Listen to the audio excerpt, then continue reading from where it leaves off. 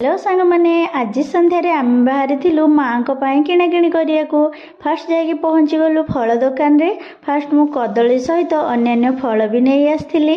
तापर जाइथिली धान दुकान को माँ को विभिन्न प्रकार धान केरा सब बिक्री होउथिला। सेठु मु गली फूल दुकान नुह मो फूल गछ दुकान को किछिटा फूल गछ आनिकी लगे देले सबुदिन फूल फुटुथिबो आ सबुदिन ठाकुर पूजा भी होउथिबो। तो फाइनाली फूल गछ चाउल धान माँ को वस्त्र आउ फल धरिकी आम आसिकी पहुँची जाइथिलु रूम रे। तापर भाबिली जो गछ गुड़ा आनी से सब को एबे लगेदेवी नहले काली खरा पड़िले गछ गुड़ा हुए तो मर जाय पारे। गछ को धरिकी मु जाइथिली लगेबा पई आउ मो पछ पछ जाइथिला डिम्पली।